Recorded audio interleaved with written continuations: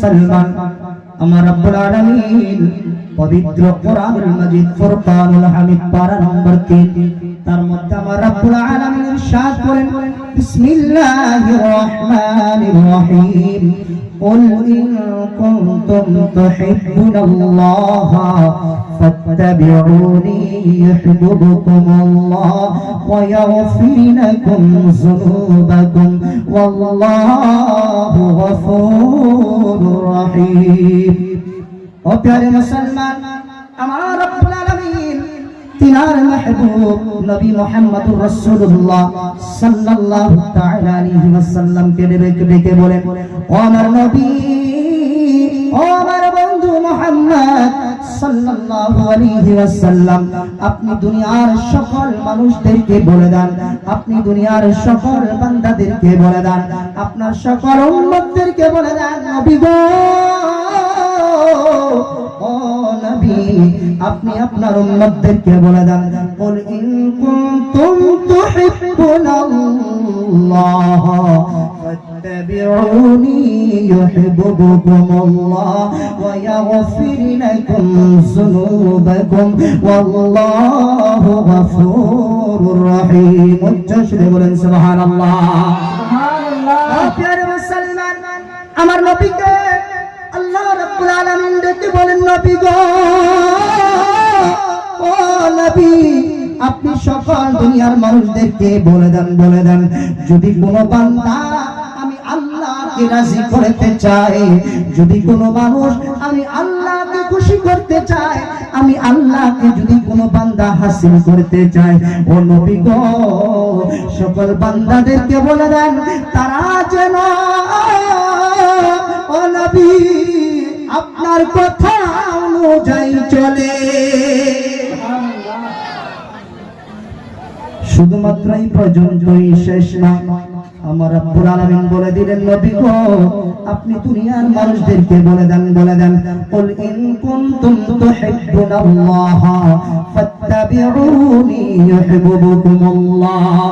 ও দুনিয়ার বান্দা, শুনো, আমার রব্বুল আলামিন বললেন, নবী গো,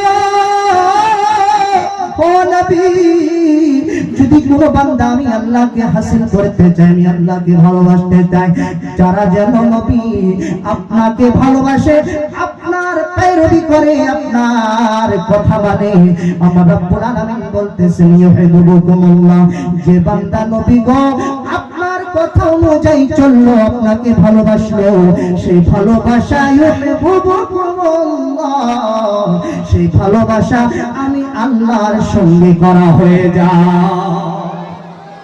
ও প্রিয় মুসলমান, এই পর্যন্তই শেষ নয়, ওই রাসূলকে ভালোবাসলে আমার রব্বুল আলামিন আপনাকে কি উপহার দিবেন, আমার রব্বুল আলামিন আপনাকে কোন বস্তুকে তোহফা দিবেন, দেখেন আমার রব্বুল আলামিন বললেন, ওয়া ইয়াগফির লাকুম যুনুবাকুম ওয়াল্লাহু গফুরুর রহিম।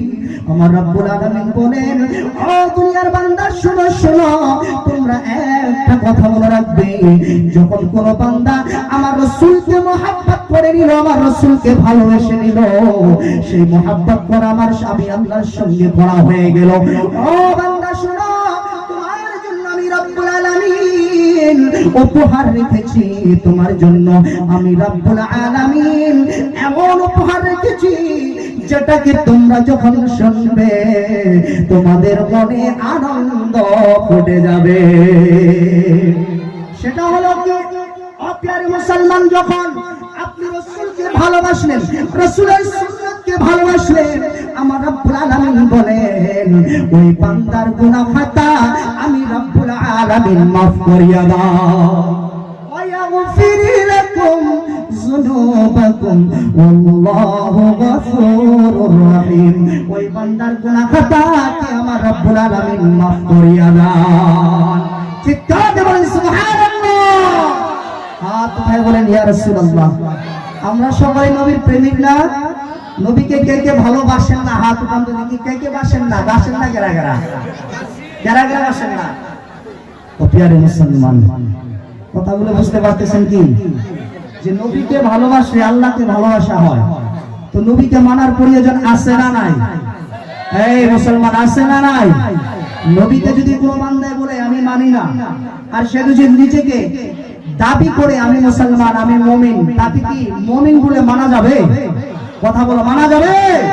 হাত উঠে বলেন, মানা যাবে? ও প্রিয় মুসলমান, আমরা বুঝতে পারলাম আমার রব্বুল আলামিনের কথা কখনো মিথ্যা হইতে পারে না। জোরে বলি সুবহানাল্লাহ, সুবহানাল্লাহ ওয়ালহামদুলিল্লাহ, লা ইলাহা ইল্লাল্লাহ, সুবহানাল্লাহ।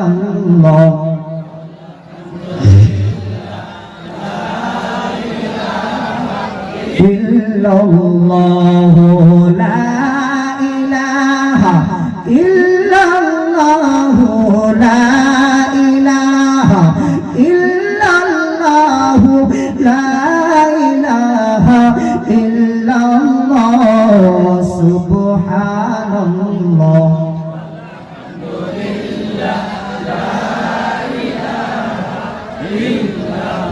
ও প্যারে মুসলমান, আমার নবী সাল্লাল্লাহু তাআলা আলাইহি ওয়াসাল্লাম একজন সাহাবীকে ডেকে বলতেছেন, ওমর, ওমর ফারুকের নাম কে কে শুনছেন? একটু হাত উঠায় দেখান তো দেখি।